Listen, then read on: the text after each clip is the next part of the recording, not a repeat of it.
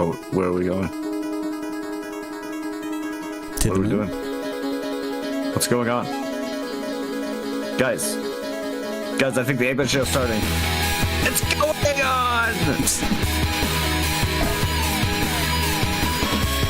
It's time for the Eggman Show! Is that what time it is? Right on time as usual. Eggman Right. Show, brought to you by Time. It's on our side. Like that movie. Something. Fallen? You guys remember that movie? Yeah. Totally. Yeah, A good movie. with John Goodman. Yeah. And Denzel Washington. And John Goodman. Did I mention that one already? which did they figure out which demon that it actually was? I can't remember. I feel like they did, right? It was John Goodman Demon. John Goodman. He is a demon.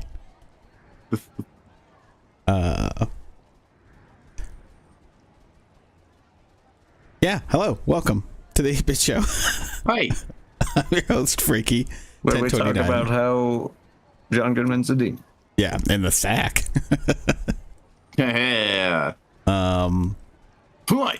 With me today, And my why that's a lovely good. co-host, Coffee and Corn Dogs, Hello. and Two Littles 505.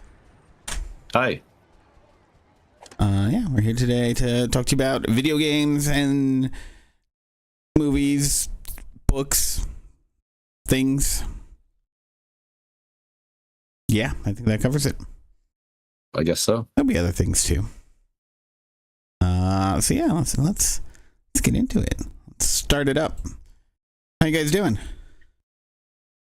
Not too bad. Not too Not bad. bad. Not bad. Yeah. Yeah.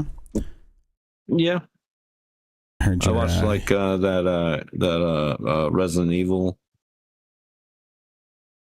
Requiem thing. Oh yeah. It was fun. It was fun. It looked good. It looks good. Good. Glad it looks good.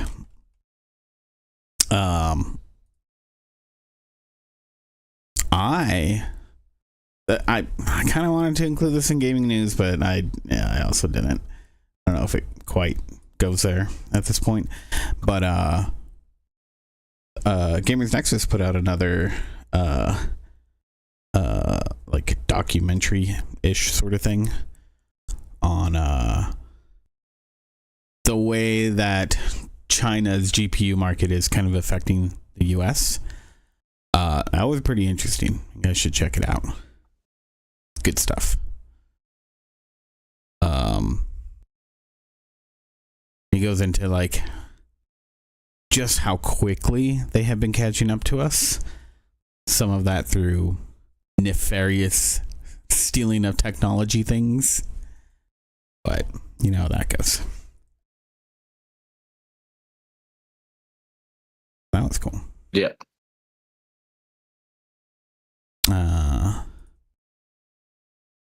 Other than that, though, I don't got anything else crazy that happened this week that's not game related. Oh, you know what? We last night we went to go to one of those Star Party things. Through like the Astronomical Society. Okay.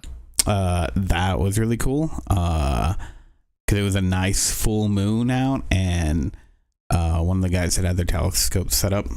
Oh my god, like the detail that you could see in the moon was so cool. Loved it so much. And then Jupiter was out as well, pretty close to the moon. So we got a good view of that. Could also see Saturn. Its rings were pretty close to like straight onto us, so you could see that the rings were there, but you couldn't, it was just kind of like this thin line going across Saturn. So yeah, that was pretty cool. It's been a while since I've been to something like that. But yeah. That's cool. You guys ever gone to one of those? Saturn? No. Never been. Sandworms, am I right? Never been. You guys should definitely go. There's some that are like open to the public from what I understand. And if you can go like during the time when like Saturn is like you can see the rings, oh my god, if there's somebody with a really good telescope there, like it's one of the coolest things to see. Highly recommend. But we live on a flat earth, so you know. Yeah. Yeah. Controlled by the... Oh, I forgot what they were The called. Palladians? Can we blame it on them? Or the lizard people? One of them, right? Neptunians. Neptunians, yeah. That sounds right, yeah. That's what it is. Atlanteans. People from Atlanta. I'm like from Uranus. I see what Come I on, did don't be childish. We changed the name of that. there. Yeah, it's now Uranus. Erectum. That's right. Erectum. Oh, forgot that one. Silly. Yeah. Anything else anybody else wants to add? Shall we jump into the news? Resident Evil Requiem looks really cool. Yeah. Did you want to talk about that now or talk about that during your week stuff? I don't know, it wasn't much. I mean, I think it's cool that like, because it seems like they're kind of doing what they did with 6, which is like part of it in that horror flavor and part of it in that action flavor. Mm-hmm. Except for they're doing it smart and not spanning it across like 8 characters. Instead, it's just like 2. Yeah. Because it definitely seems that Leon's is definitely geared more towards like an action-oriented side. And then when you're playing as Ashley, it's definitely geared more towards being terrifying. Interesting. That's cool. That might be a good way to split it up. I mean, it's like Leon, Chris, and them, they're basically just action heroes now anyways, right? They've seen enough shit. Yeah.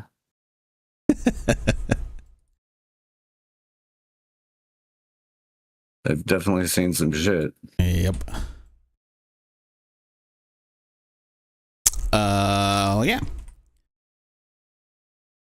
Also, apparently his Leon's design was highly inputted upon by many of the women on the dev team. Oh yeah, I heard about that. And he has been labeled the hot uncle.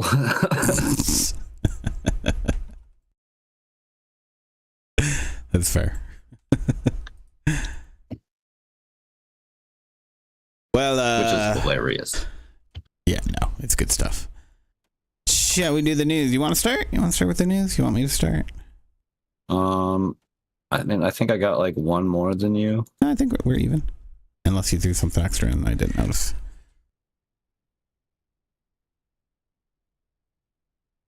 I think I do have one that I might not have shared. Let me see.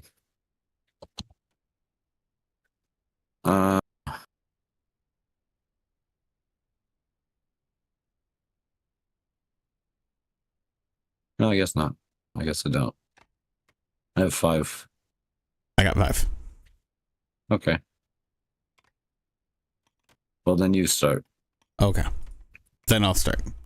As punishment for my wrongness. Fair. Let's start with this. Let's start with some Nintendo news. Final Fantasy VII Rebirth director hopes to share a Switch 2 update in the very near future. The remake on the Switch is it's blown up. It's like resurged interest in Final Fantasy VII, I think, with how well it's been doing. It's the #1 game sold on the system. That's just a whole bunch of Nintendo fans who are just like finally being able to get their hands on it. Probably. I mean, people have been waiting, right? I mean, to be fair, like, if it wasn't for my PC and having already had built one, like the Switch and Switch 2 would probably be the systems I did actually have, Hmm. and would be waiting for some of these bigger titles to come out. Yeah. Yeah. I mean, I have no interest in getting any of the other consoles right now. I mean, Switch is the only one. And honestly, I'm debating that the next system that I get is going to be some sort of handheld Steam system, you know? So, I see why people are excited to finally get this and are clamoring for the next one. I think there was also some news that the third one is like mostly complete, you know? They're like the main development is done. They're just like getting back to like bug squashing and, you know, polishing and whatnot. So I guess we'll see how it goes. yeah. I haven't even finished the first one, so Yeah. I haven't me even neither. gotten that far in it. I keep getting dragged away by other things. Yep. Because I am a distracted gamer. That's what I've decided. I'm a distracted gamer. How many games have you beat this year? In the Hey, last year. Let me do in the last year. I did pretty good. That's true. Actually, you did. I beat a number of games, which is unusual. A number being one.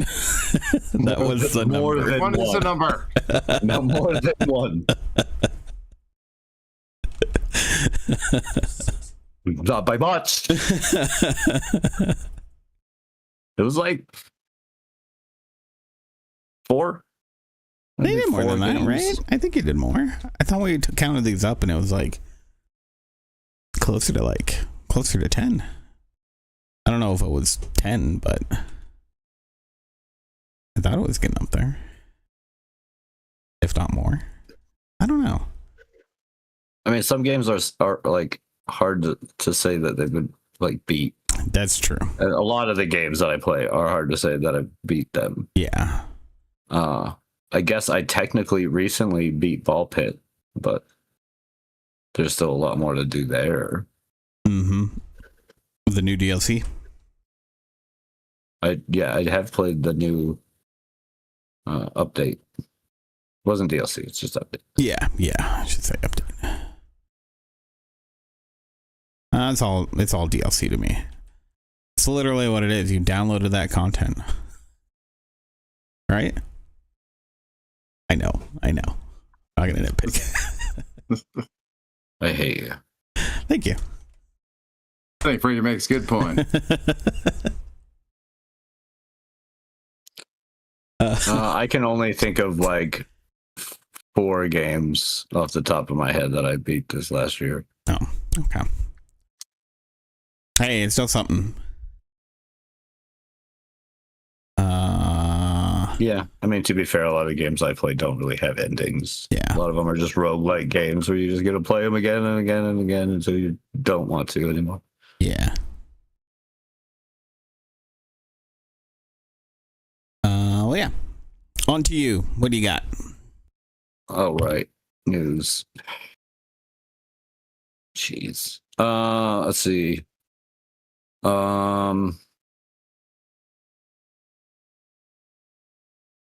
A game that I had on my wish list got taken off of Steam. And what appears to be DMCA takedown. Although from where is questionable. The game in question was called The Void War. I think I had pointed this out to you at some point. I've had it on my wish list for a little while. Yeah. And it's like FTL, but Warhammer Yeah. painted, right? It's not an official Warhammer thing, although it very much takes from that style. Mm-hmm.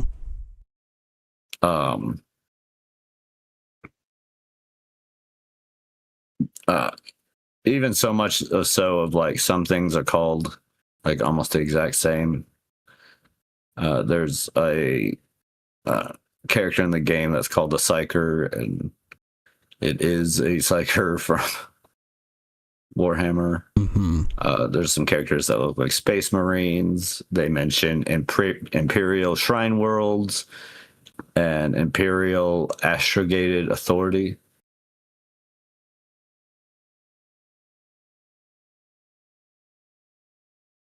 Okay. Also, following the takedown, IGN, where I got the article from, did ask Tundra Interactive for a comment, and in response,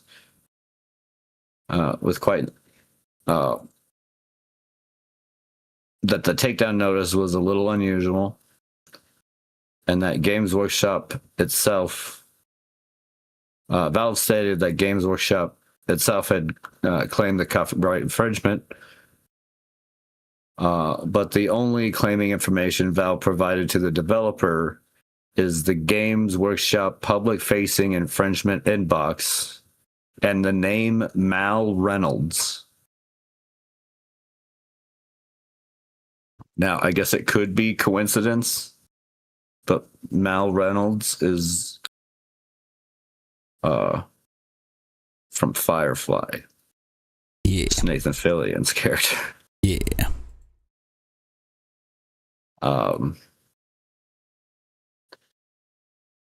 The comment to IGN from Chandra says, we received the DMCA takedown notice from Valve saying that Game Workshop is claiming copyright infringement. We have not received any other communications from Games Workshop, and the only claimant information Valve has provided is the Games Workshop's public-facing infringement inbox and the name Mal Reynolds, which is unusual since it's the main character from Firefly. We can't independently verify who actually submitted the notice, and Games Workshop hasn't responded yet to our email asking them to confirm or withdraw it. We are following the standard DMCA process, and we'll share further updates when we have confirmed information.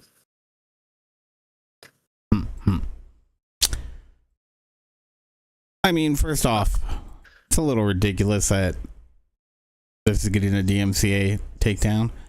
Like, it's been up for a while. That's my thing. Like, it's been, yeah. One of the things that's really just kind of crappy about the whole thing is it's been on Steam for a while. I've had it on my wish list for like just about a year. I mean, here's the thing. All right, like, legally speaking, if they are trying to like do the process that they need to legally, as soon as they find out about this, if the lawyers are like, this is close enough where it could be copyright infringement, then they kind of have to jump on it, because if they don't try to defend their copyright, then they're at risk of losing it, right? So maybe they just didn't know about the game. That could be a thing. With how long it's been out, though, I think it's something where I think they could be at risk of losing it if it is a legitimate DMCA complaint. I mean, and like I said, there's some things that are very close. There's plenty of things. Yeah, with it being close, I mean, and using some direct terminology from there, I think that's where it could be a little muddy. They don't have. Oh yeah, I guess so, but I mean, technically don't. I don't know, because I mean, if they're using the term psyker, right? That's what they're called. Yeah. I mean, that alone could be the reason for it. It's just weird though, too, and yeah, like the whole, like, usually companies, they're not, I don't think they're explicitly required to reach out beforehand and try to make like, you know, try to ask the company or whatever who's infringing to change or whatever. But legally speaking, it helps their case quite a bit. So companies they want to do that just because if it continues to be a thing, they can directly say, no, we told them and they ignored it. So like they're now willfully doing it, right?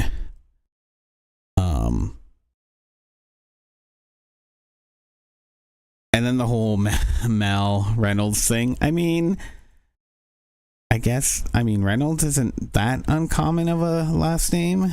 Neither is Malcolm. No, it's So- not. But it's also like, what? The other thing too is like I've worked at companies where they take like public facing accounts. They put like superhero characters, like Kal-El will be the name of some service account that nobody's supposed to respond to, but you don't want to put down somebody's in the company's name because it's a public facing account. So it could be something like that too. It's just it is a very weird situation. I think we gotta try to find out what are their names? That company? Tundra? No, not Tundra. Tundra's the one that made Void War, right? Game Workshop. Yeah. Games Workshop. Games Workshop. Yeah. I think we need a comment from them. Yeah. I mean, they reached out. Yeah. We'll see. Because I think they can at least say yeah, it's an ongoing case. We might not get much details, but can at least be confirmed or denied. Or denied. But yeah.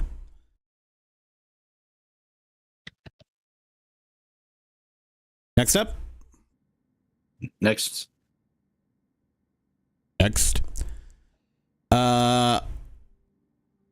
All right. So there's this former Bethesda developer who basically said that Morrowind won't get the same treatment as Oblivion. Bruce Nesmith. He left Bethesda in 2021. And basically what he said, I don't know, it's kind of weird because I think he kind of proved himself wrong in his own statements. He basically says that nobody wants to go back and play the jank that is Morrowind, right? There's a lot of things that are cringy that people wouldn't like now. There's a lot of things that are, it's just not I guess I don't want to say jank because it really wasn't at the time. I mean, yeah, there was plenty of jank, but just navigating around menus or whatnot, it's different now. We figured that out better. And the playability is definitely more difficult. If you go back and play any of those old games, you can feel it. So he said that might not be the primary reason that we wouldn't see it. The real primary reason would be that they might not have the source code to do the same thing that they did with Oblivion. It's very likely that it's been lost. So that would mean that they'd have to recreate that game from the ground up. Which would be a whole new I do undertaking. see his point a bit. That game was rough at its time and stuff like that. No fast, there's a lot of conveniences and things that we don't think of that are not in that game. Yeah. And might not appeal to many. Well, and I don't know. I think the same can be said about Oblivion. It's not as bad. But one of the things that he points out himself is people have such a good nostalgic view of Oblivion that they were willing to put up with that stuff, with any of the cringe and, you know, any of the bugginess, or even just like things that don't work the way that they do nowadays, you know? And so I kind of think like, I don't know, I think Morrowind is more beloved by the game community. So I don't know. I think the only thing that's really holding them, I just feel like it would make too much money for them to ignore it. Oh no, Bethesda's really kind of dropped the ball in the past few years. I mean, and it has me really worried there's a lot of things that have me really worried for, you know, Elder Scrolls 6. And yeah, I don't know. There's a lot there. well, I don't know. I think it's something where I think what they did with Oblivion was a pretty good try. I'd like to go back and see if they did actually fix the bugs. I know that it did, like that patch that ruined my gameplay experience seemed to be great for the majority of people. Seemed to help a lot of issues. So yeah, I think if they had the source code, that it would be an easy cash in for them, right? Whether it was good or not, you know, they could re-release that game. I mean, they've done it with Skyrim so many times. But yeah, we'll have to see about we'll have to see about their future endeavors. That's just like not quite the same company that I'd fallen in love with a long time ago. That's fair.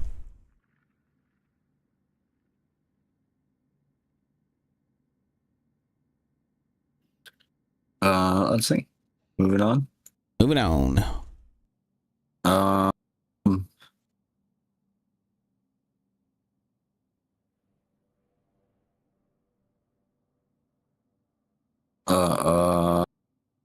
let's see. Valve has a lawsuit going on.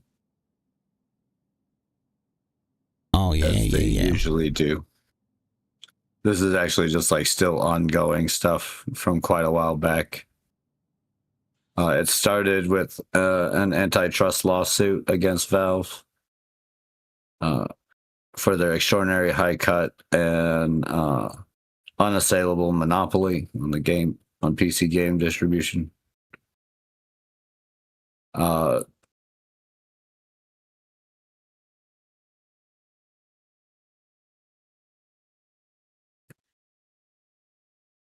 The lawsuit was refiled after it was dismissed. They were able to, of course, refile it back in 2022.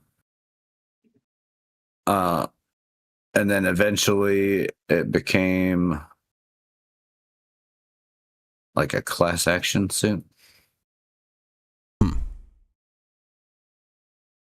This whole thing's been like a whole lot. The article on Game Dev is a super solid one that spans back to its starting times in 2001.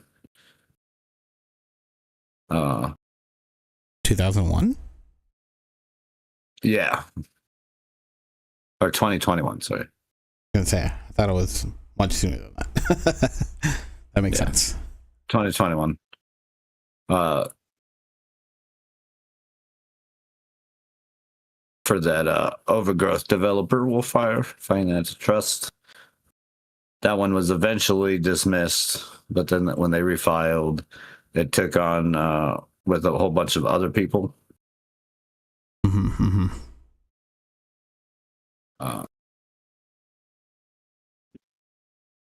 And then November of 2024, the studio were granted class action status, transforming the antitrust lawsuit into a much bigger dispute.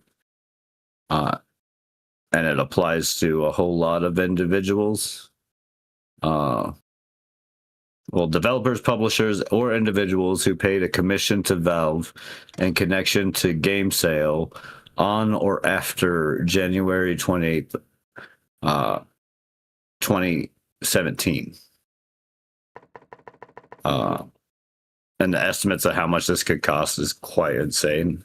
If it like succeeds so far, the estimate is proposed to be about $897 million. Yeah. That's insane. Almost a cool bill.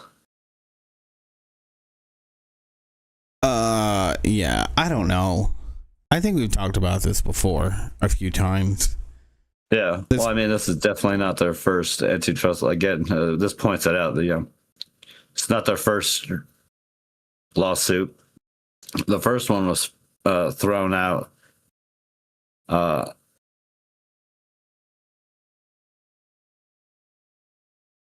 The district judge said Wolfire failed to prove that Valve's fees are supra competitive.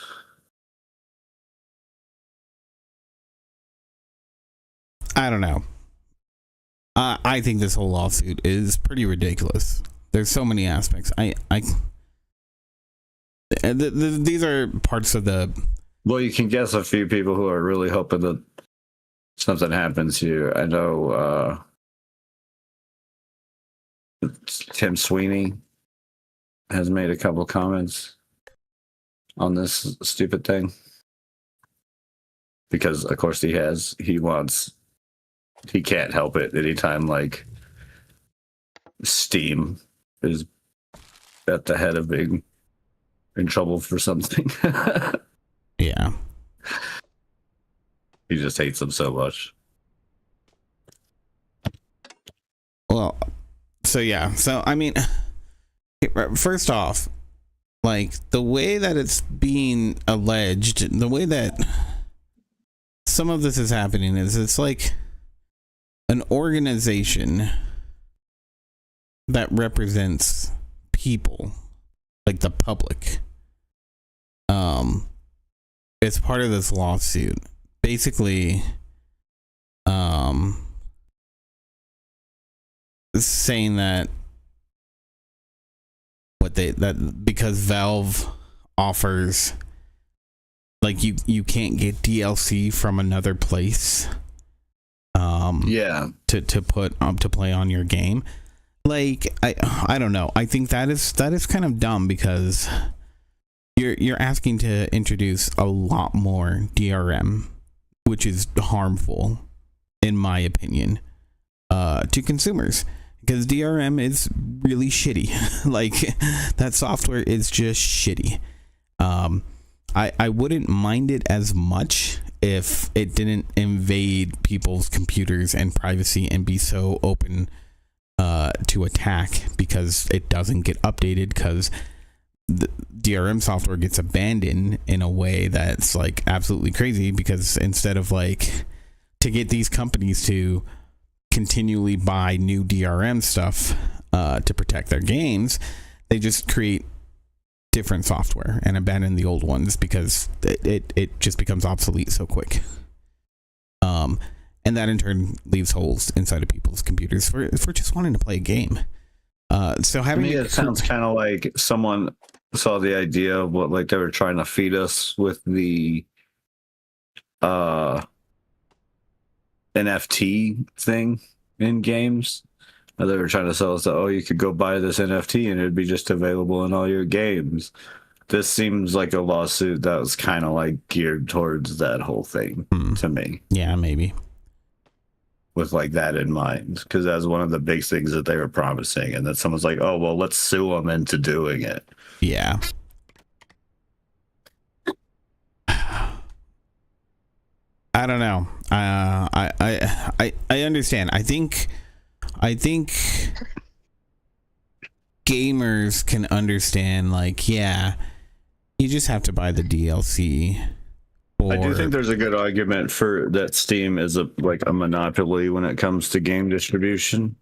I think there's a fair argument to be had there, but the right way is to have a service that compares and is competitive to it. Yeah.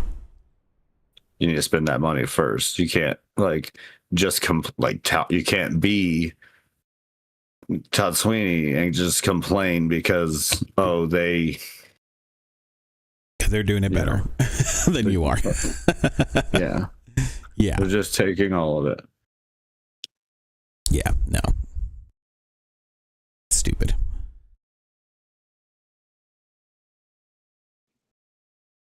Yeah, I don't know. I really can't believe that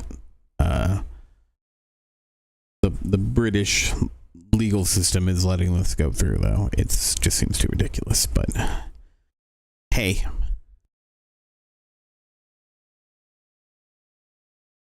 What are you gonna do, I guess? Right. Okay, next up, Keiji Inafude's Mighty Number 9 studio, Concept. They're officially dissolved. Earlier this month, they actually dissolved.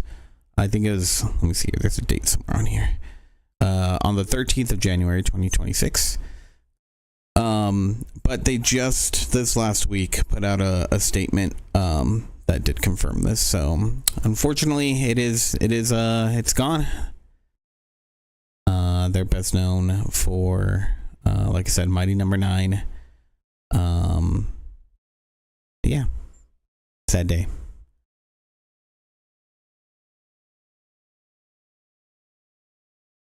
Yeah. Well, yeah. They'd be doing that all over the place. Yeah, I mean, Mighty Number 9 didn't do that great. You know, I think I can't even remember. There's only one other game that I can think of. I shouldn't say that I could think of that I kind of remember them releasing. And I looked it up, and they had like close to like a dozen releases, and none of them really went anywhere. So, yeah, Recore, that's what it was. So, unfortunate. Unfortunately, yeah, that does happen. Yeah. Moving on, though. To happier times? You got happy news? No? Happy news? Do I got happy news? Does the news come in happy? How about Ubisoft? Let's talk about Ubisoft. Okay. That should be happy, right? Let's see. We'll click on this news article. Yeah. Ubisoft. Headline: Ubisoft veteran says, they were suspended for public comments on return to office policies. Yeah. Never mind. Ubisoft sucks. You failed me for the last time, Christian. I'm sorry. Okay, I tried. I saw Ubisoft and was like, yeah, for sure, that's going to be good news. Yeah. That's my first thought whenever I think of Ubisoft. So someday it'll be news of them closing. That will be good news. Ubisoft Montreal's team lead, David McCown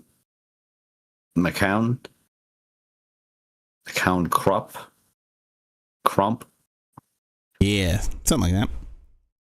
In his in a statement shared on LinkedIn, he said he was suspended for 3 days without pay for allegedly breaching a duty of loyalty.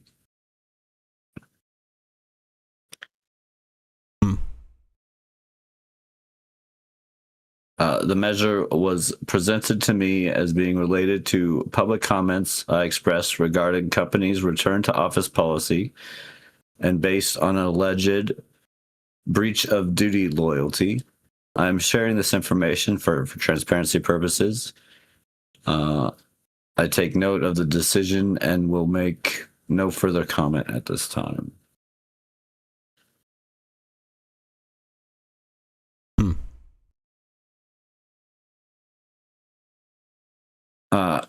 Earlier in the week, he had shared a post. The post in question was that he shared a post saying that there might be other motives behind Ubisoft's decision to pivot away from remote work. We talked about this last week. Yeah, the remote work thing. I said then that there might have been other motives. In his comment, he said, "So Ubisoft wants to bring back 5-day in office because they believe in collaboration." Come on, man. We're not completely stupid. We know very well why you want to go back to a 5-day in office. The post contained a link to a video called "Why Companies Force People Back in Offices," which suggests the same thing I did, which it's actually just a way to justify spending on those commercial real estate offices.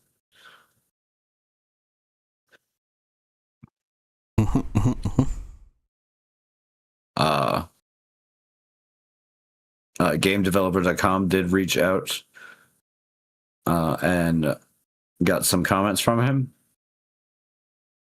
He said he isn't in principle opposed to like in-person collaboration. He said absolutely makes sense for certain teams and projects and roles. He says, for instance, office hours are useful when handling tasks such as reviews, trainings, brainstorming.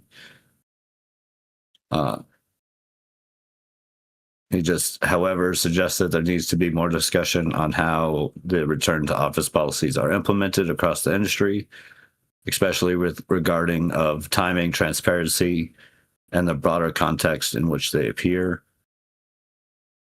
In many cases, employees made long-term housing or family decisions based on previous stated remote or hybrid work arrangements. Some were even hired under those contexts, often living in different cities than their assigned offices. When the policies change abruptly or unilaterally, it can leave people facing difficulty and costly trade-offs, such as relocating back to high-cost urban areas, absorbing long commutes and additional expenses, or reconsidering their continued employment. Yep. He also continued on saying, in his experience, a recurring pattern in this situation is that more senior developers are often among the first to leave, largely because they tend to have greater financial stability and stronger reemployment prospects. When this happens, teams lose significant amounts of experience, institutional knowledge very quickly. And just brings it back to that. It needs to be a broader conversation about these RTOs. Mm-hmm. I mean, I think that's all fair. I think that's very fair criticisms, and I think it's fucked up that they went ahead and like suspended him for fucking duty of loyalty. Yeah, I mean, I don't agree with it, if you're gonna say this stuff on public, like we've seen this so many times, and like unfortunately, companies are within their right to do this. It's just dumb. It's dumb. It totally is. I agree.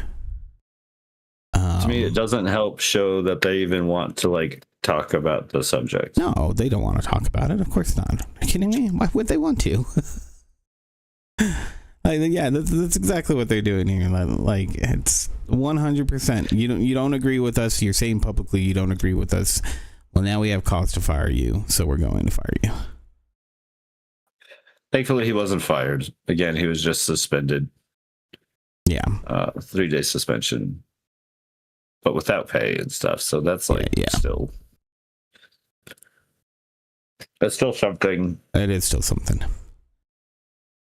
But I mean, like that's the thing. Like if you are gonna start speaking out against the company, you got to be careful because yes, like you can say some things that can be protected, and then if they do something against you, that could be considered retaliation. But you should always look that up before you just go spewing something online. At least if you want to I be think okay with this your whole job. plain breach of loyalty thing, to me, it's definitely retaliation. And I don't know if he is or anything, but I know Ubisoft has a few offices that are like union based, and if this guy is at all a part of that, he should definitely be getting a hold of them, because this is pretty fucked. Yeah, I mean, I don't know. I think in this sense, I don't know how much he could It's stand so on. hard to because- believe that Ubisoft would do the wrong thing at a time when their stocks have never been higher. Yeah, no. Oh wait, I'm looking at them now. They've never been lower. Oh, sorry, I had the graph upside down.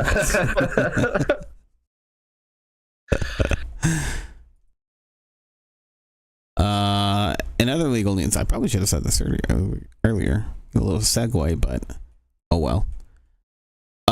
So the UK courts, they've ruled that stealing RuneScape gold is criminal theft. About time.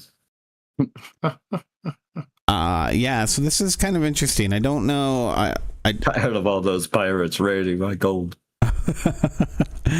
Well, it's interesting because it was decided that that the gold didn't have any real monetary value by a lower court, but upon appeal, a higher court, they found that people are paying for this gold. It does have real world value, and so therefore, even though it's a digital currency, it can't be equated to what the lower court said, that it basically falls into this idea of like knowledge or pure information, because it's more than that.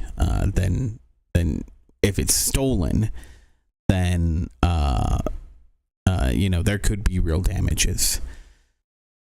So it's really interesting what the case is saying here, because it could have repercussions for like outside of the gaming world. And I think this is generally good. When somebody spends a lot of time building up a character or whatnot and have it stolen and sold, that's just really shitty. So it's good to see that people can take some action against.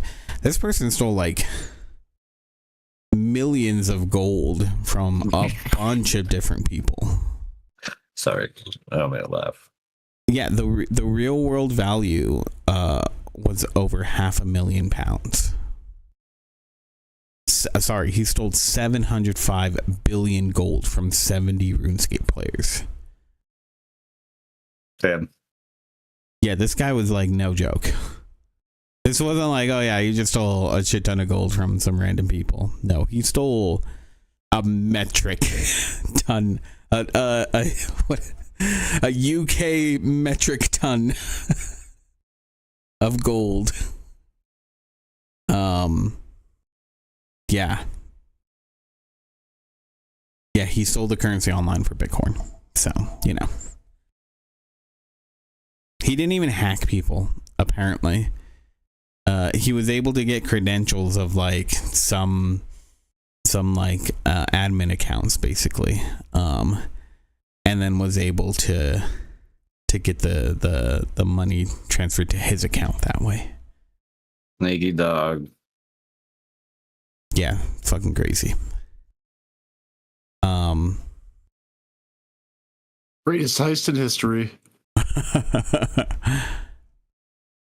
But yeah, I think this is cool because it could mean like people that like, even when they're not like dealing with gold, but they have like an account, like say in Marvel Rivals, like you buy a bunch of skins, somebody steals your account, change a password and whatnot, and they sell it to somebody else, and that person uses it as like a cheater account or whatever.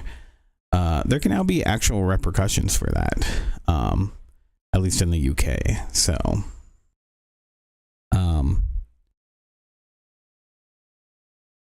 yeah. That's crazy. Mm-hmm.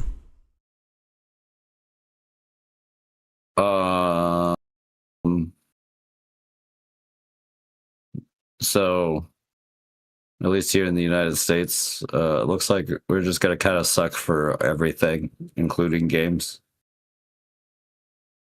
It seems as in a recent poll of game in the games industry itself, of game developers and studios, nearly 1/3 of non-US game developers have canceled plans to travel to the US based on our political situation.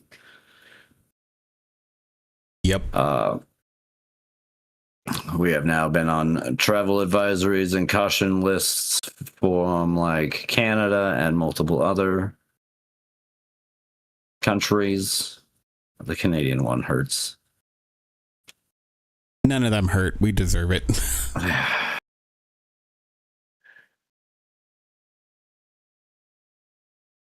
I'm actually glad that they're doing this. They should be protecting their people from this goddamn No, yes. shit. I agree. They have all right to be worried about coming here. Yeah. Like, that's the sad part. They totally do. And as that hurts the gaming industry and other industries, like, people aren't coming here. Why would they? I mean, it's so bad.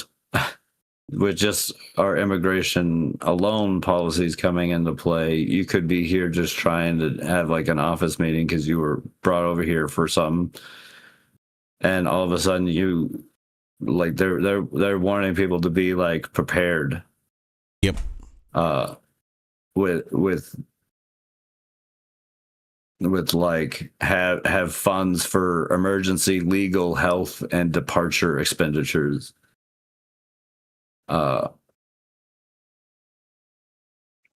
If you have to come over here, and that's, jeez.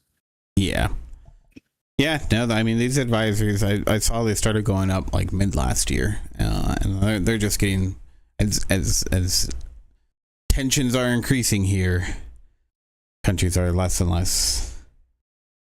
People from other countries are less and less willing to come here. You know, it's not even just like the government's warning people at this point. Like, you know, business people are concerned enough that they just don't want to. They just don't want to take the risk.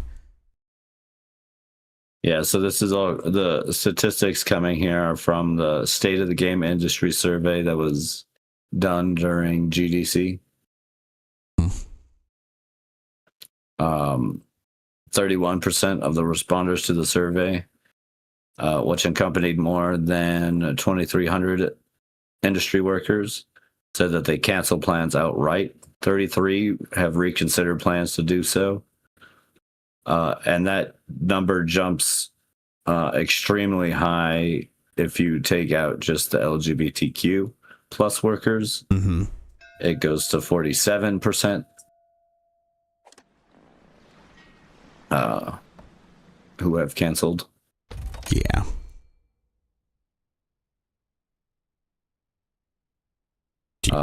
Among US-based professionals at companies with at least 20 employees, 18% said that their ability to recruit or retain talent has been impacted by the immigration and gender policies, while 42 say there was no impact, and 40 said they're unsure. Among companies with 100, 21 said that they've been impacted, and 38% report no impact.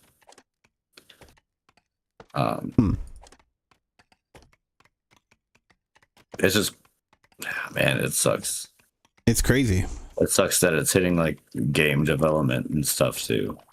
Like, Yeah. this should not be a thing. Well, yeah, no, I mean, that's the thing. Like, people don't realize that, you know, some of these policies that might seem like not that far reaching or whatever, like, we live in a global economy. Like, I'm sorry, like, if you're so New World Order, against that or whatever, like the fact of the matter is we live in a global economy. It's all connected. And instead of breaking those things down, we should be building protections. But that's not the way the U.S. is going. And the problem is that and none of the this U.S. is such a market leader that it has such a big control over so many of these aspects. But none of this is helping us. No, it doesn't either. help us. It's directly hurting us. The survey done doesn't get better when you look on when management is asked about like the money side of things. 60% of non-U.S. industry leaders and investors agree that the U.S. immigration policies have impacted their ability or desire to do business with America. Yeah, so these policies aren't just hurting like. It also hurts us. We have these dumb policies that are hurting us in the process. I mean, and here's the thing, like the way that it's going to be spun by the administration is like, this is their plan, right? Like, this is all good for us. Yeah, like this is America first or whatever. It's going to get companies to move here, and that might happen with some, but I don't think it's going to happen with a lot, or even a good majority of them, and it's just gonna hurt what consumers, what people have access to, and not only what people have access to, but what businesses here have access to. And I feel like creative businesses are going to see a higher spike in that too. Yeah, agreed. Creative people are just more open-minded and sensitive. To like people.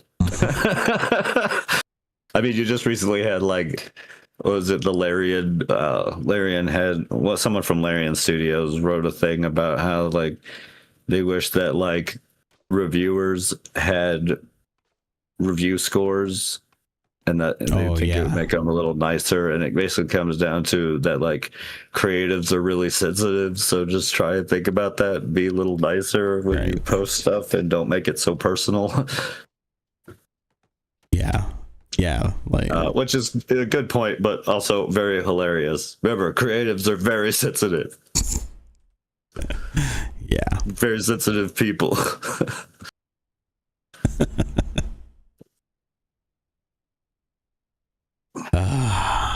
Yep. Well, that's what we got to contend with.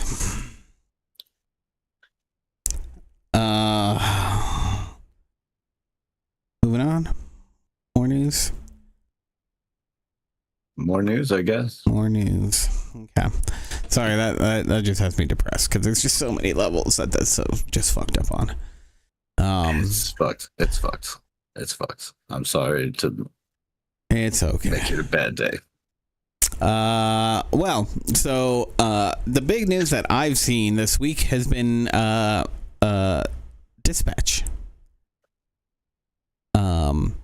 It came out on the Switch, and some content was censored on it, and people were like crazy upset by this. And the developer doesn't seem to be completely forthcoming on what exactly is going on.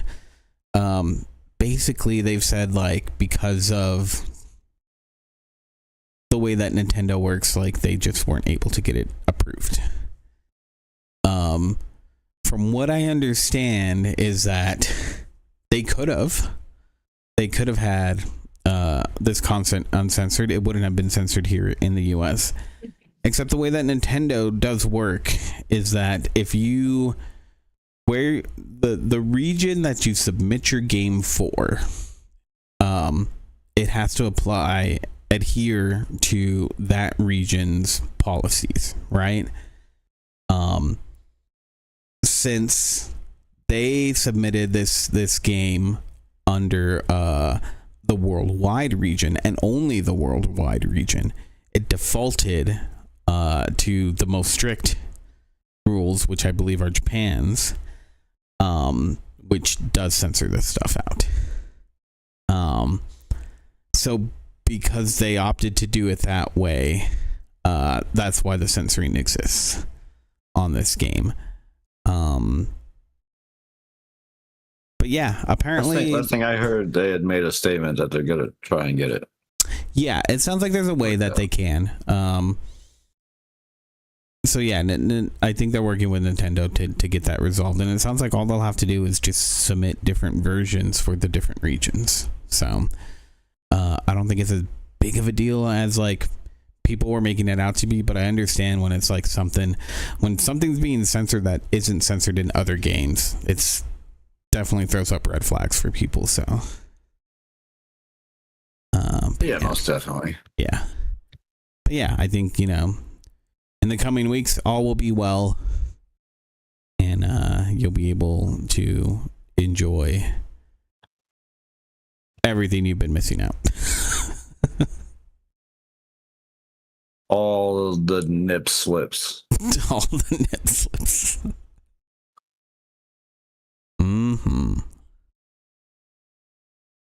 I still haven't played that game, so I don't know. Yeah, me neither. I have no idea. You're talking about Nip Slip 2, right? Yeah. Yeah. Adventure for more nips. Yeah, that's the one.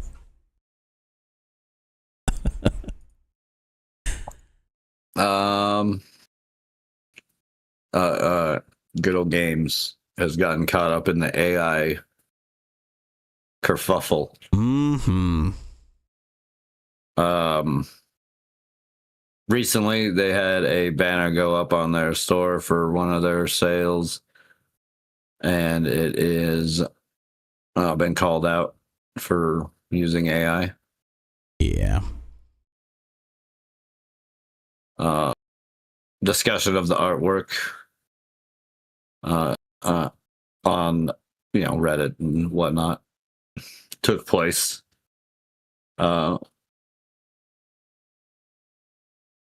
One response garnered a bit of attention from the handle Cosmin. I have no idea. Cosmixna Pluskwa? Plusqua? Something like Who that. appears to be the senior graphic designer on Good Old Games team, declaring that they're not a company spokesperson. They're only offering a personal opinion, as they wrote. To clear the air, the current sales banner is fully AI and not mine. Because they're This is all I can say on this. My team is much smaller now than it used to be, and the requirements for the role are completely different than it used to be. yeah. It's possible to find job offer descriptions from less than a year ago and 5+ years ago. Compare if anyone's curious. This is coming from they now have like job postings and stuff where they want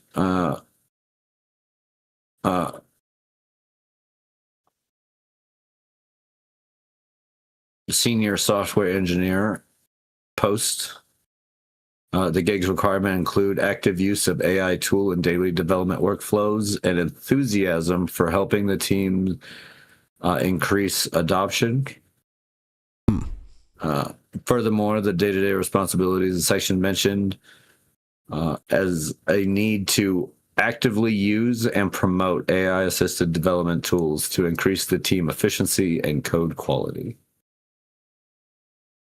So it definitely seems that Good Old Games is leading way into that, which is kind of is no surprise as they changed ownership. I mean, here's the thing. When it comes to development and the way they're talking about like Storefront. Storefront, web development, and preservation. Well, from the guy who took it over, which is why I was getting to what I was saying. Mm-hmm. When it got bought out, the guy who took it over has always remained to like have the platform establish preservation and anti-DRM stuff. Yeah.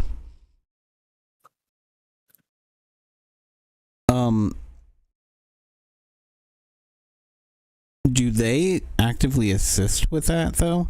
Well, and even then, well, still, I'm not sure. Do they actively assist with implementing or ripping out DRM? I don't know.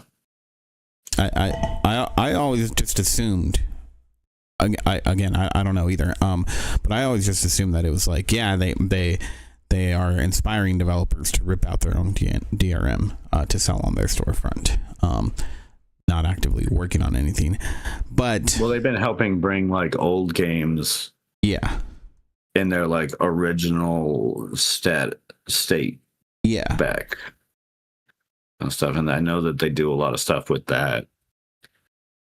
The thing is here though is that if you're looking at just straight up development, programming, any sort of code, there's so much code online.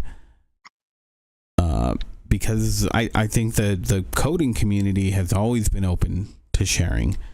In fact, there's so many people who, when they don't want to share code, and it really comes down to a lot of games developers, because that's code that usually isn't as widely shared. They usually get flack for it, you know? In security spaces and in so many different spaces, it's like, no, the code should be at least somewhat shared. In a lot of senses, especially when there's so much stuff that's become so basic, that now it's almost like if you're doing, just some of the simple stuff of putting together a simple website, all the code in that is very probably used by every other website out there. So when it comes to AI assisting with that, from the developer side, what I see is that, again, and this is more with just straight programming, not specific to gaming, video game development. People are a lot more open to using AI to help develop programs, because just of the pure fact that it's like a search engine that's just way more efficient than Google. It'll find you the right code that you need to get your button working in whatever So that's like certain way. Things that AI could definitely be used. Yeah, and like ethically too. It's just. But finding everyone out, gets worried when they hear about it, and then when it becomes like they keep doing it in ways that's not like, yeah, it's like like a sales banner. You couldn't hire someone real fast to make you a sales banner. Allegedly not. Like, I'm sure it wouldn't take them that long, and I'm sure it can't be that expensive to warrant like that level. Like, AI can be used for so much good, but that's not it. Like, yeah, no. You're taking away from someone else's job on that part. When you could, like, the coding part, you're not taking away from anyone. You're just putting together like a resource, right? You're just putting together like a coding resource. I mean, like, legitimately, it makes the job easier. I mean, like I said before, things that I've used it for, like it just cuts down on search time. It's just it's like putting together like an encyclopedia that's just kind of always doing its thing, like looking at what you're doing and ready to be like, hey, is this what you want? Is this, maybe you need this? Yeah, like the problem is that Google search is so intentionally worse now today than it used to be, that this, like, it's literally like the way that ChatGPT or what's it called, Google what's it called, whatever their AI is called, or Claude, the way they scour the internet and find what you're looking for, it's like, yeah, it's all right there, and it's all just logic. So like, computers are fairly good at understanding what it's doing. So they're able to give you a better answer quicker, But yeah, when it comes to these things where it's like, oh, you mean, why didn't you pay $50 to somebody on fucking Fiverr or whatever, you know, to make the fucking banner for you? Like, yeah. It's definitely, or, you know, or even the fact, like, why didn't you let you clearly have in-house artists, yeah. You have artists. Pay them something and have them do it. Right? What are you doing? Like, your artist replied to this and said it's not theirs. Yep. Why isn't it theirs? Yeah, it's super weird. Super fucking weird. So that's the part that frustrates me. It is not the like them wanting to use AI for stuff. AI is going to be a part of stuff. It's just doesn't need to be art like generation. That to me is disturbing.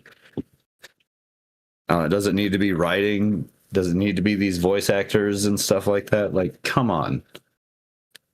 Why are you taking like the creative roles that truly need like a human soul behind it, when there's so many other things that it could do that don't require that? Yeah, weird shit. You have ethical ones you can use too. I mean, there's already like a handful of like voice actors and stuff that have signed like AI things, and you have other studios and stuff developing their own like internal generative AI stuff with their own assets. Like, even that's like a step better than everyone else is trying to do. Right. At least you're using your own shit. Yep. I don't know.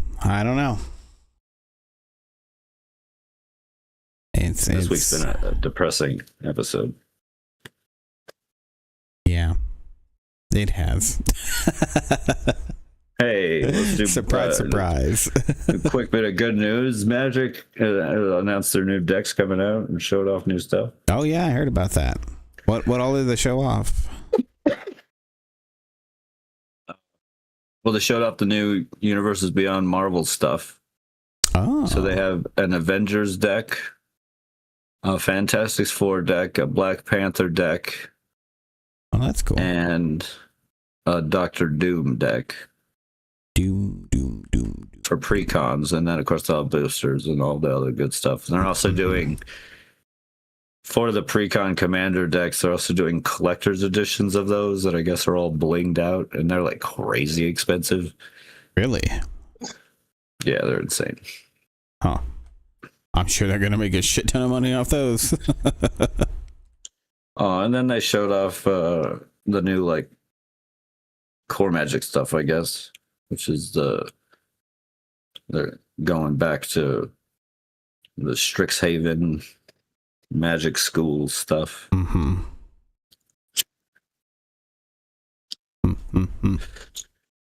That's cool.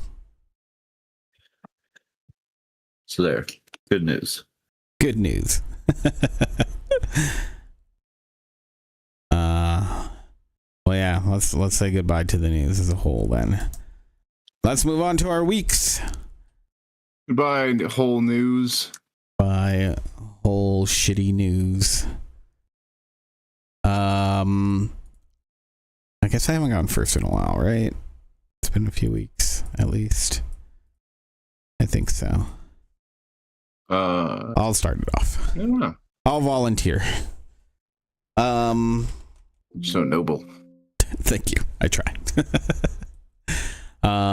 Yeah, Whiskerwood, which Coffee here had twisted my arm to play. It seemed like a game you would like. He was banging you pretty hard. And based on how much I see you playing it. Yep. Oh yeah, I was right about that. After watching just looking at your screen while we were doing the last podcast, I was like, okay, damn, I think I would really like this. Oh, you definitely would, yeah. Yeah. Style of game. Yeah, it's really good.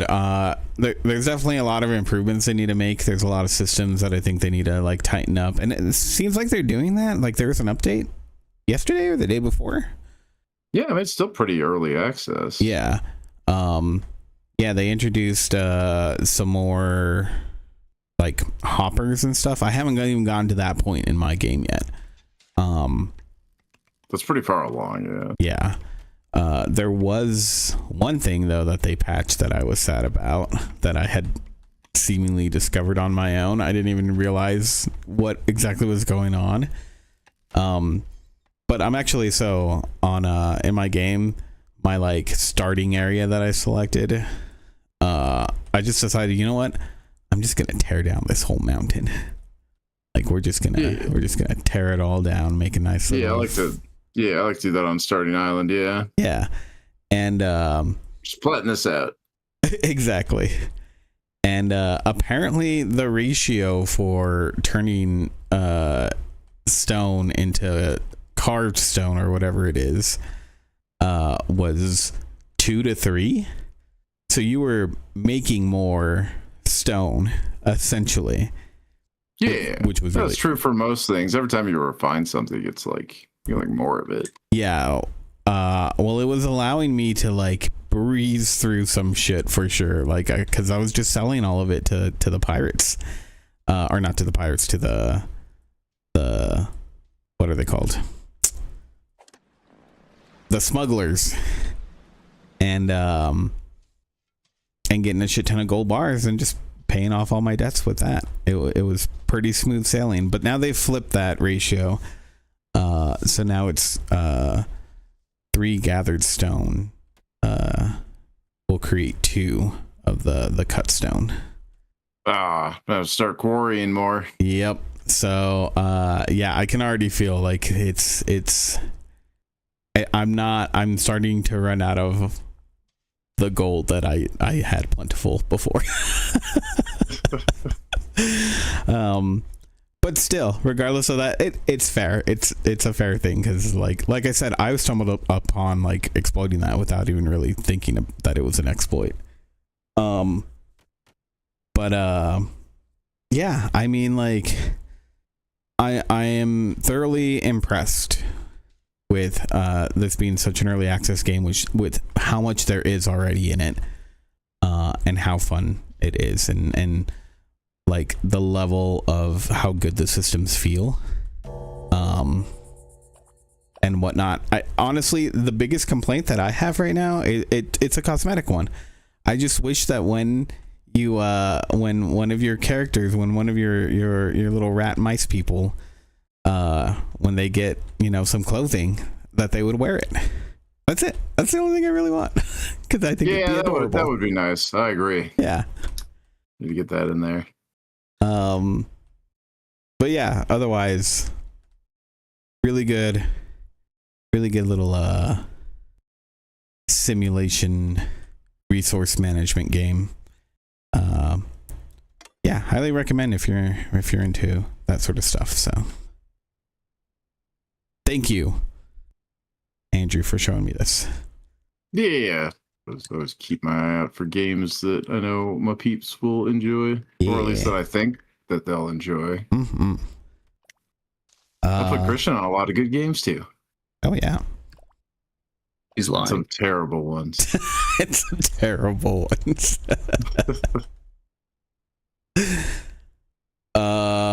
What else? I got finished Borderlands 2 with Rianne. So now we're on to Tiny Tina's assault on, what is it? Dark Keep something? Dragon Keep. Yeah. So yeah, it's fun to play that again. We're just doing story because I really want to kind of rush through them to get to Borderlands 4. So yeah, that's the plan. But yeah, Borderlands 2, still fun. It's good stuff. Let's see. Watched a little bit more of Fallout. Still a good show. think you should check it out. I really want to get to the end of that too.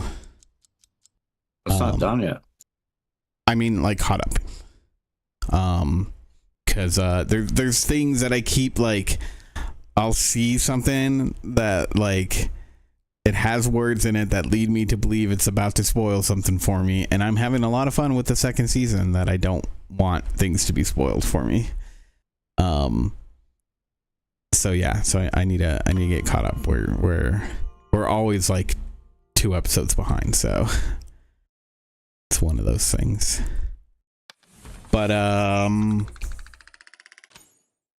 don't know, did I mention this, that I started listening to the audiobook of Project Hail Mary? I think I did last week, right? Yeah. I'm not sure exactly how far through I am right now. I'll look it up real quick. But it just keeps getting better and better. I'm really liking the story. Yeah, it's gotten to some pretty intense parts. I'm excited to see where the movie might end up, how it's gonna do some of these things. But yeah, it's a really good story. I highly suggest it. Especially if you're into sci-fi books. Let's see here. I'm on chapter 20 out of 30, so yeah.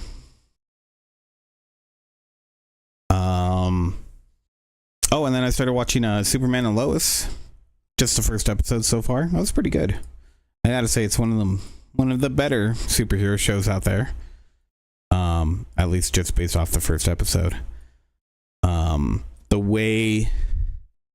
way it's handling Superman's situation is definitely it feels like, I don't want to say like realistic like it is, but it just feels more grounded. Like it has a way of honoring Superman while still kind of feeling, you know, a little bit more like I said, realistic. So yeah, so I'm liking it. We'll see if I continue to. I'll give you guys updates as we go along. Nice. Yeah. And I think that's it for me. Did you go somewhere? Huh? Did we lose Frankie? I think we You lost kind of Frankie. cut out there. Oh, it says his mic is muted. What? Demute his mic. That can't be on purpose. I don't know why Hey. my Discord keeps muting my mic randomly. Super No, weird. it doesn't like you. It's on me. Apparently. Jeez. But yeah, that's it for me. So.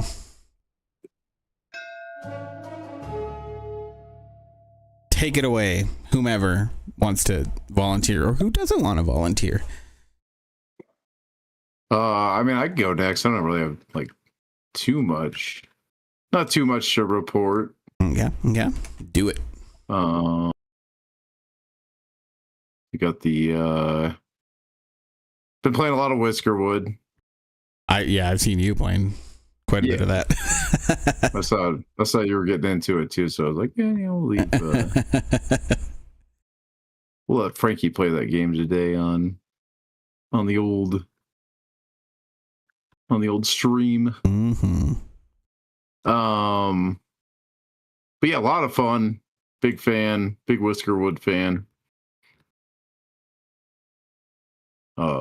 Like it quite a bit. But I picked up this game. I thought it would be interesting. It has been kind of interesting. Yeah, what is this? It's a Dead Drive. Kind of reminds me of Project Zomboid, Okay. but like weirder. And then it reminds me of like another game I played too, but I don't remember the name of that game. But it's like a driving type game. But you do a lot of driving in this one, and a little bit of other stuff. Ah.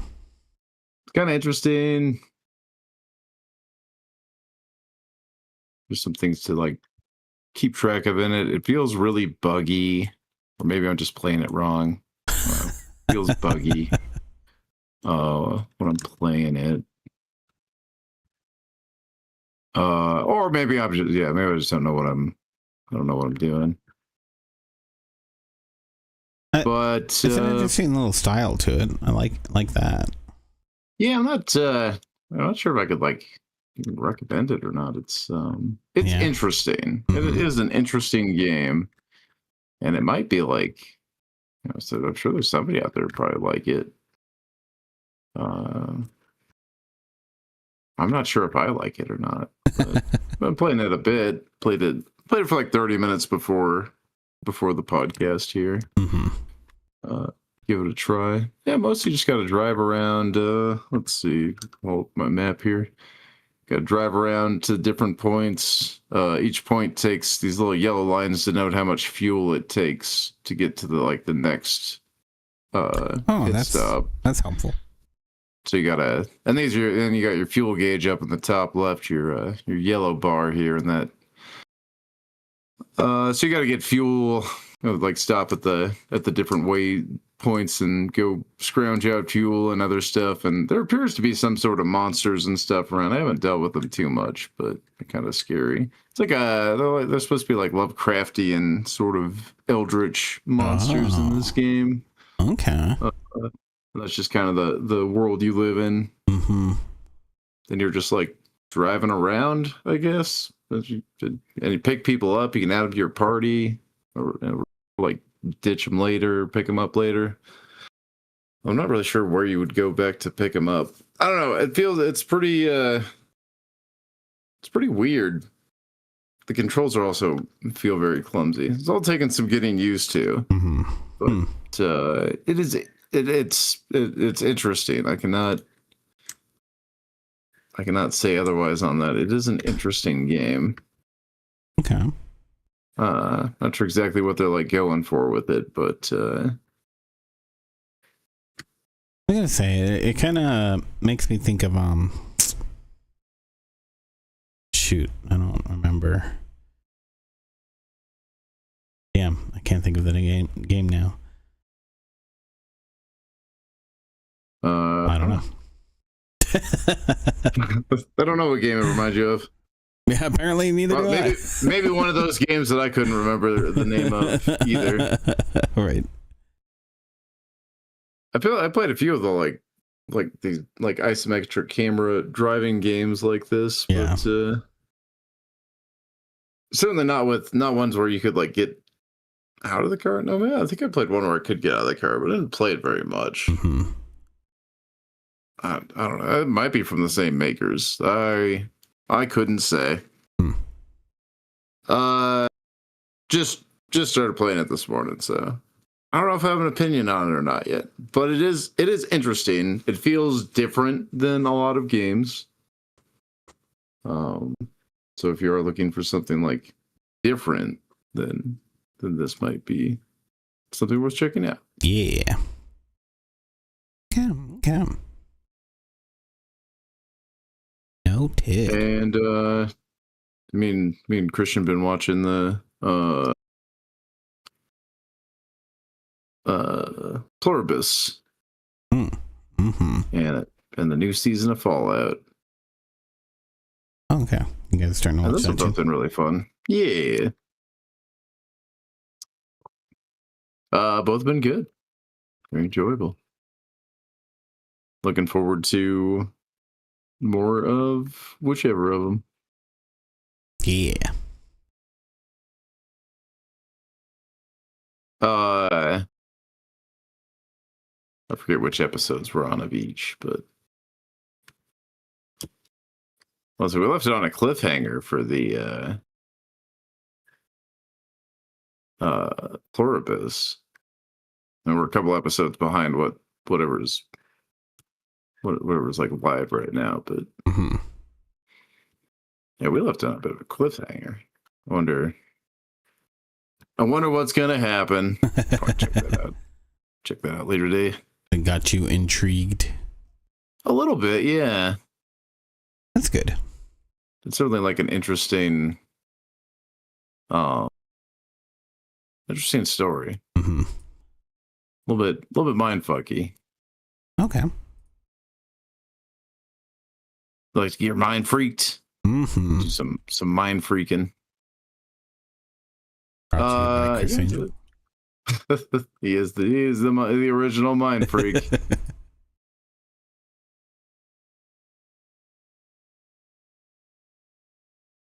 But yeah, the Fallout and Pluribus both been really good. Yeah, looking forward to more. Mm-hmm. Watching more of those shows. I don't know if Christian has a different opinion. He might hate them. I think I remember him saying something about the show. The show's awful, and that Vance Gilligan should just quit showbiz forever. There's something like that. Right, what were we saying, Christian? I think you're muted. That was it. You got it. Yeah. Okay. All right. I thought that was it. Nailed it. Yeah, you got it. It's terrible. Terrible show. I don't even know why we bother.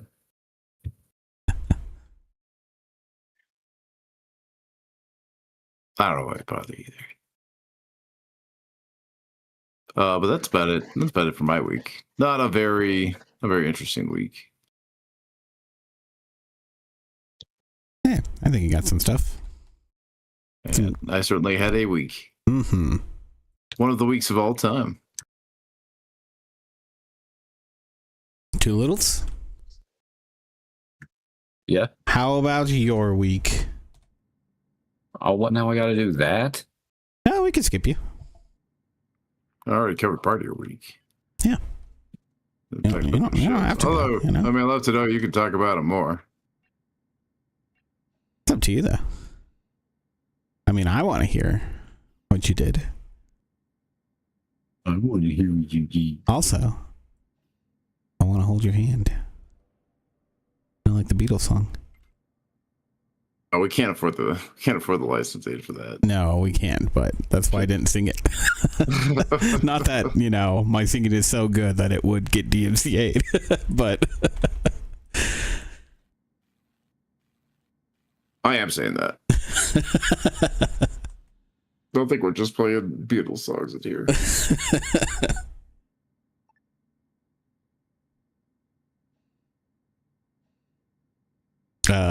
So are you gonna go, Christian, or no? Did you decide not to? Oh my God, you're so pushy. Fine, I'll go. Just asking me so much.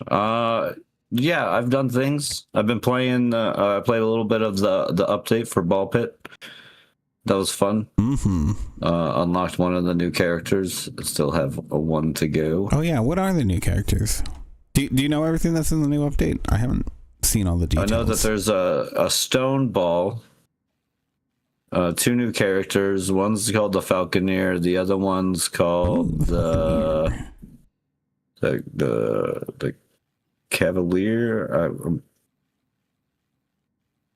Something. He's called something. He's called the something. And he causes, like, when the ball returns, it does like an orbit around you. Oh, okay.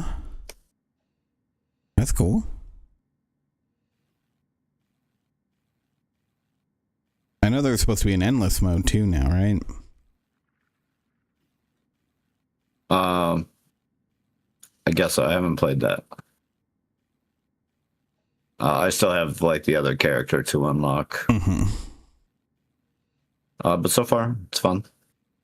Ball Pit, it's great. Great game. Yeah.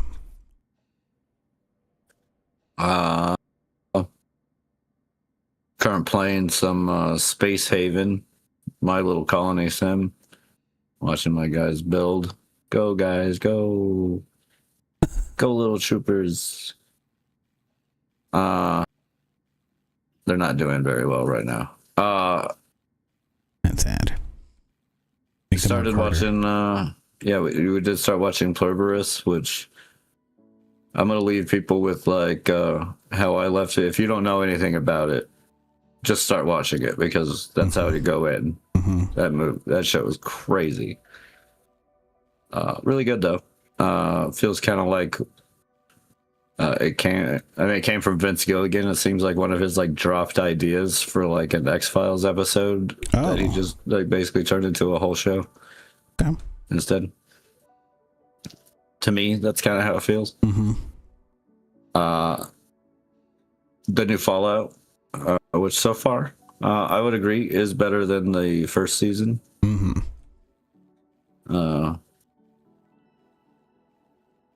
It's been fun. Yeah. Love to see where it goes. Macaulay Culkin was great. Right. Yeah. I enjoyed him. Kumail was great.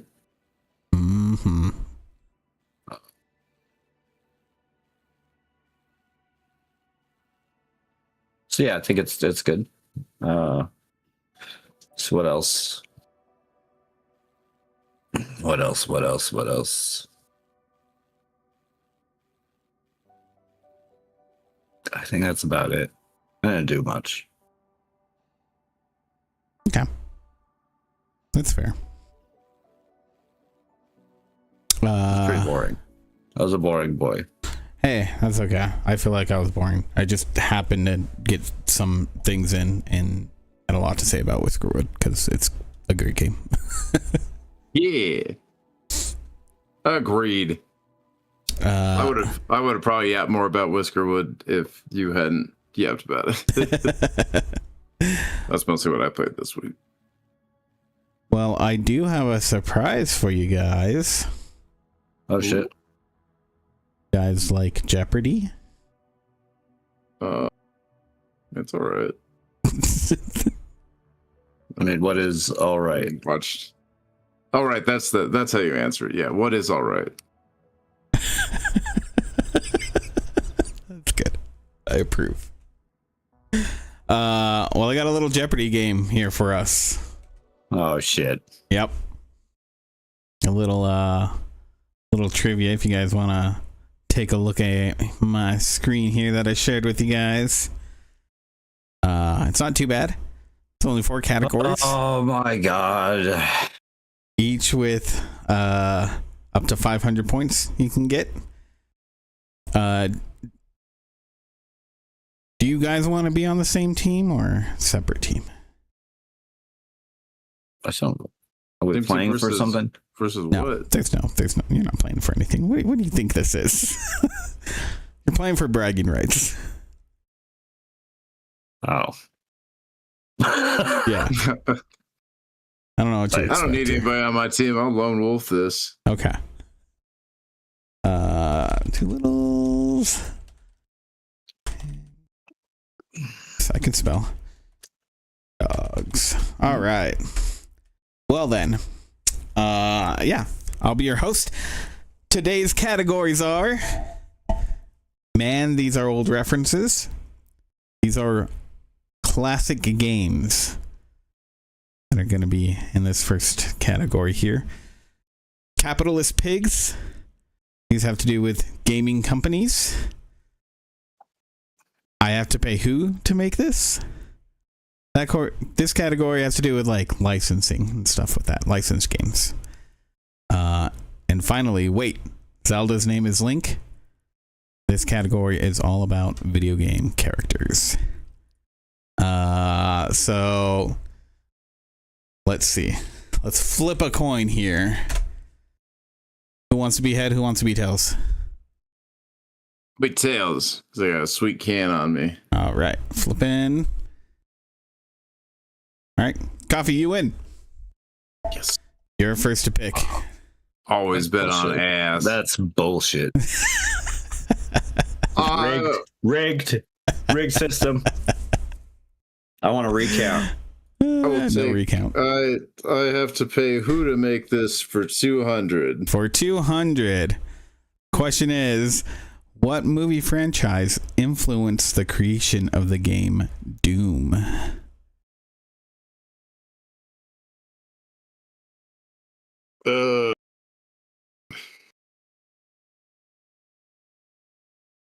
Do we like buzz in or I mean, that's you? that's all you. We'll let you. Well, that's not how Jeopardy works. And if you don't get it right, then I we'll get to pass pick it to the Christian. question, but we're okay. I mean, you can buzz in if you'd like.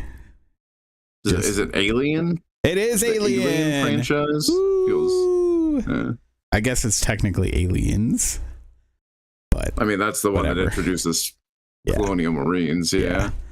So But it says what movie franchise, though. that's true. Not- It's fine. it's- We all know.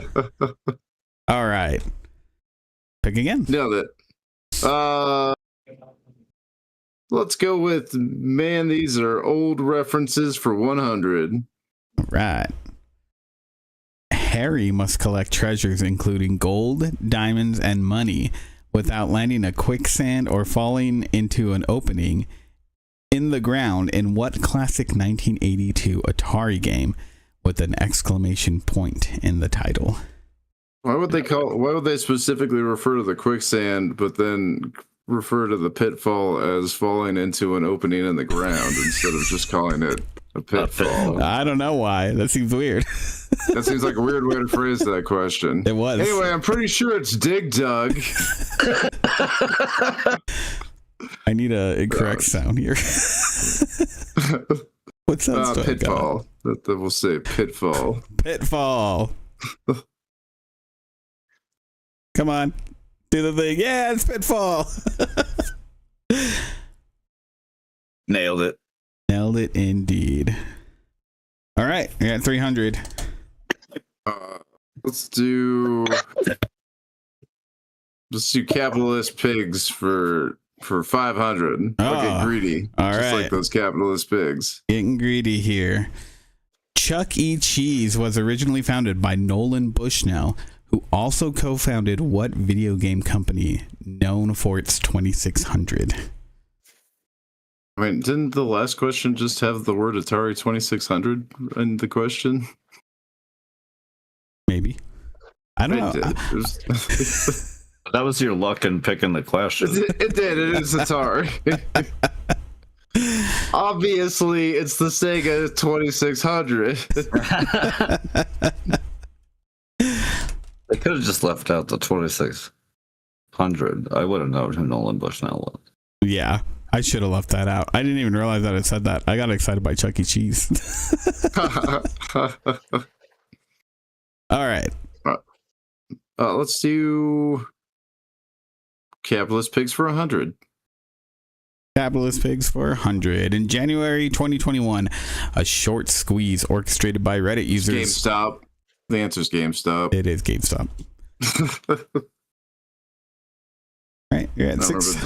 I remember the Diamond Hands to the Moon GameStop short. Oh wait, you're at 900. There Did we go. not really work out for most people. Nope. Some people got hella rich though. That's for sure. Well, the people who bailed early, yeah. I would have bailed super early on that. Give me a Zelda one for 100. All right. Airman, Cutman, Ringman, and Drillman are all villains in what video game franchise? Rockman.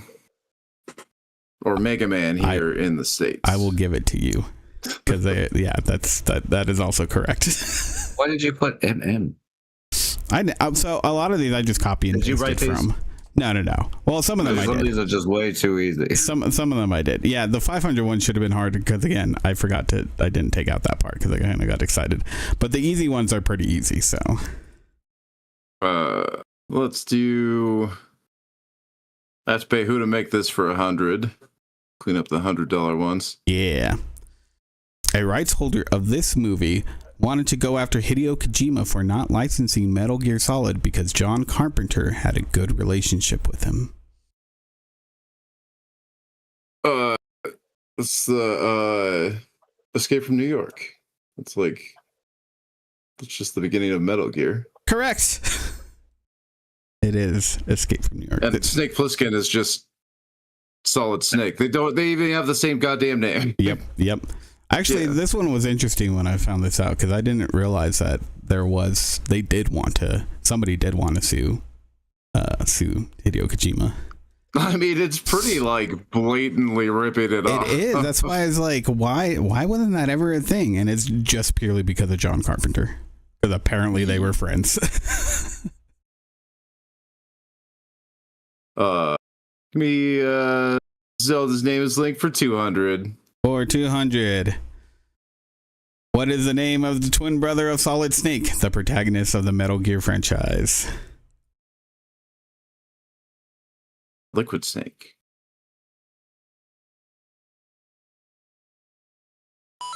I was gonna make more jokes like Gas Snake.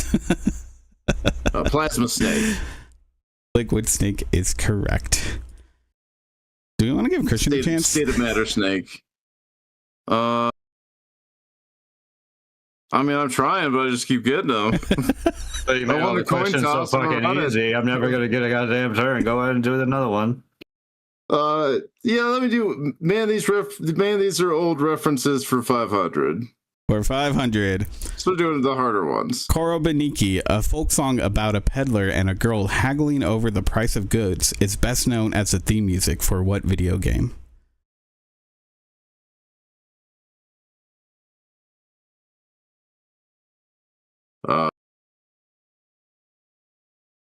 I don't know this one. Does Christian know it? Christian, do you know it? Was it Tetris? It is Tetris. Ah. All right. All right. Now you can answer Christian's on the some board. Let's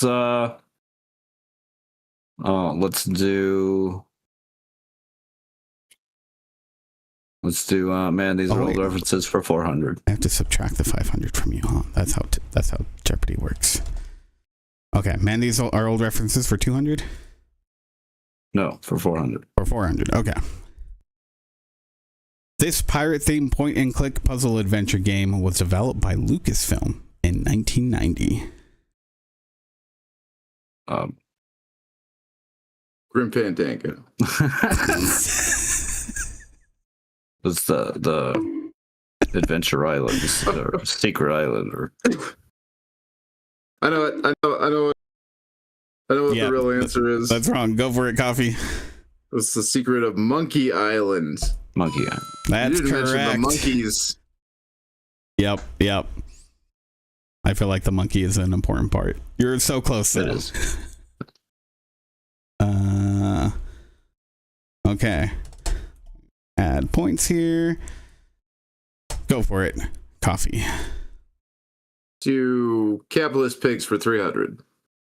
Capitalist Pigs. This company holds the record for the best-selling console of all time.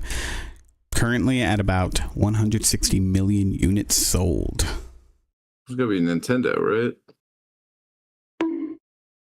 Oh no. Christian?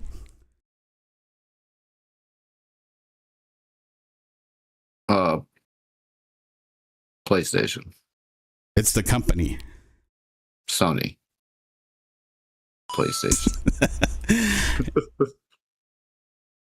What did they make that sold that well? The PlayStation The 2. PS1.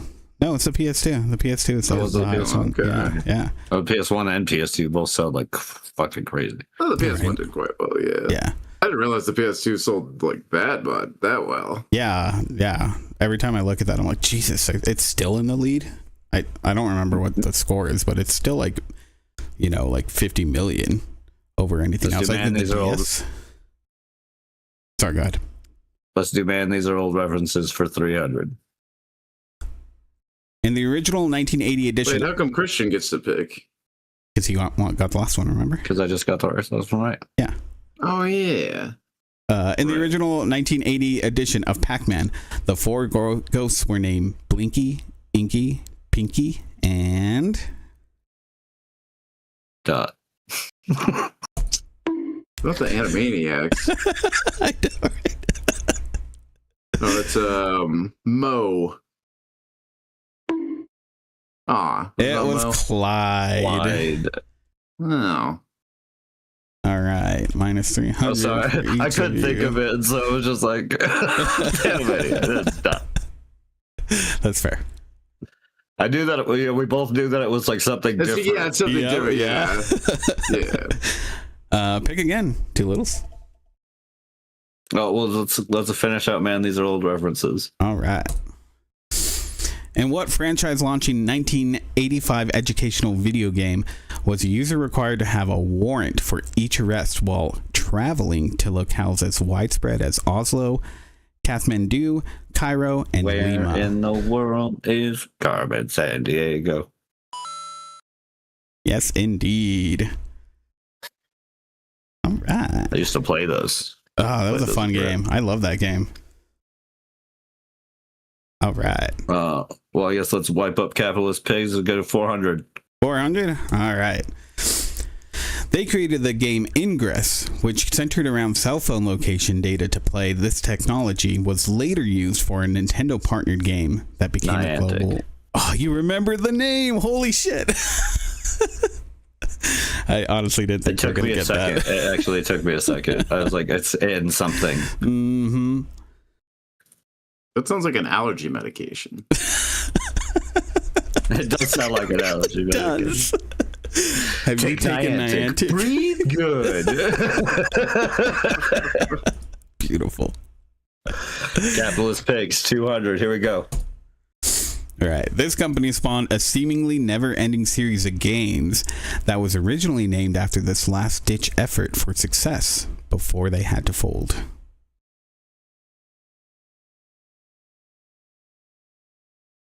Call of Duty? Oh. It was wrong. Andrew? Well, the question's about the company, not the That's true. game. But I don't know. You know, now it is Squaresoft, Final Fantasy. Oh, yeah. That makes sense. They were. Oh, because I get, yeah. Yeah. All right. Christian, back to you. We both got it wrong. Give it to Andrew. Okay. Yeah, Andrew, go ahead. Let's do Zelda for 300. Blathers is the name of the nocturnal museum curating owl in what series of Nintendo video games? No idea. That is incorrect. Animal Christian, Crossing. do you know? Indeed. Oh yeah, literally never played an Animal Crossing game. Oh, really? Never? That's No. okay. Okay, I have to pay who to make this? For 300. The first Star Wars video game made for the Atari 2600 was based on which film in the original trilogy?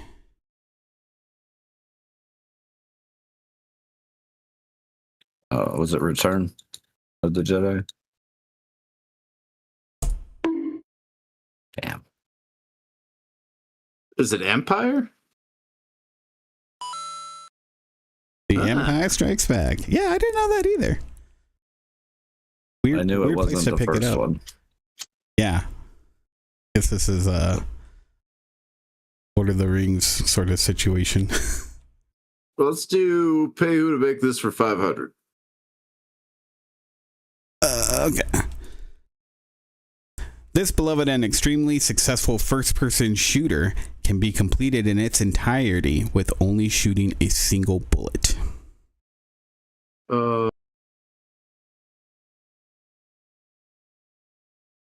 With the what's the name of that game? Is it the is it Dishonored? Is it that one? Nah. I believe it was GoldenEye. I think that fits all of the criteria. It is a GoldenEye. Really? Can you do that with Dishonored too? Actually, I think you could do well in Dishonored. I think you could do without firing a single bullet. But there's one very janky time where you have to like cutscene fire a bullet, so you got to skip the you have to like skip the cutscene. There's one janky way around it, but yeah. Yeah, apparently in GoldenEye you have to shoot one of the locks.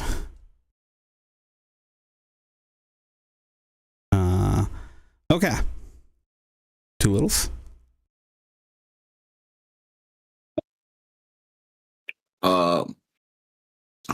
Wait, Zelda's name is Link. 400. What video game franchise technically included Dr. Kawashima in the title, although his name was often omitted?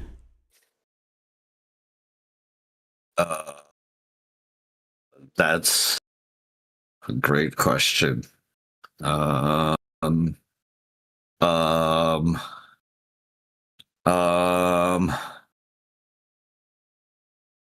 franchise spawned multiples. He's stalling. He's stalling while he Googles this. I'm not Googling. I'm really Right? just No trying cheating. to think. No fucking clue. Yeah, I think your time's up. Dig Dug. Nope. Coffee? Oh, I mean, I don't really have. Let's see. Like I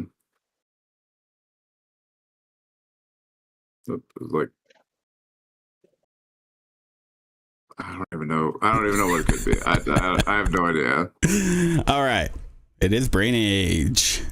Oh, okay. Yeah, I remember that little mascot. All right. So this is going to be pretty close here because Coffee, you're at 0. Two Littles, you're at 600. So we'll pass it over to Coffee. Since you both lost, right? That's how we're doing it now.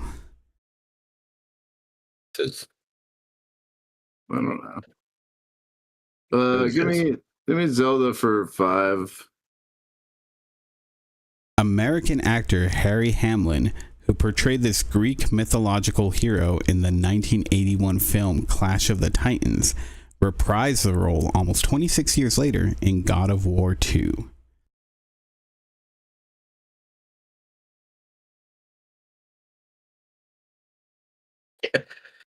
Oh.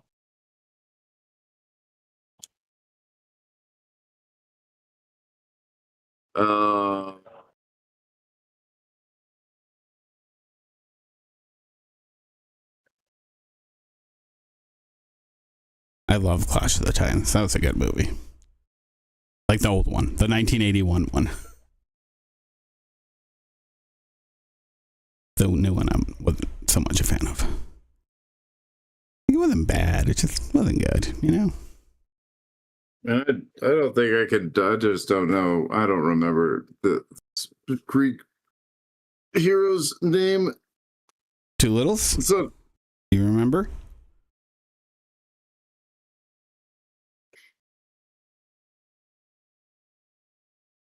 No clue. No clue. All right. Perseus. it was one of the several Greek names that I was thinking, but I had like half a dozen in mind. All right. Last one. Two Littles. This is for you. This game featured a level named Shadow of the Colossal Donut, where you have to defeat a giant mascot that has come to life, much in the same vein as a TV show.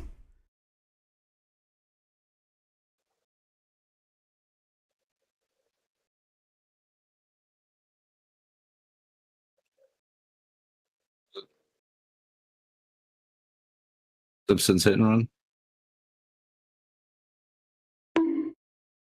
No. Andrew?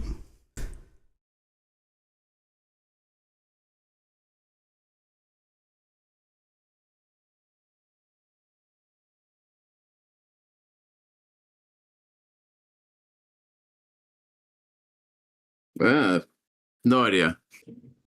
Pass. Christian was close. It was The Simpsons game. Oh, see, the only Simpsons game that I You know it's Hit and Run.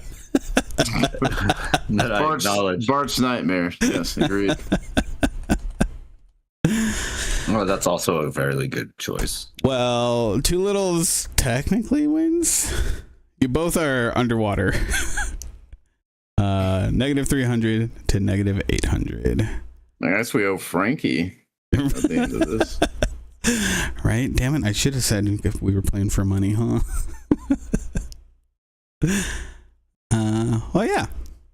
Congratulations, You Doolittles. just lost $800. There's that. Yeah. I guess that concludes it for today.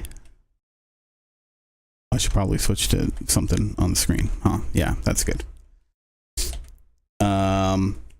Thank you guys for joining in. Yeah. 'Twas fun. And fun Good torturing you times. guys with my bad. Ridiculous game. Yeah.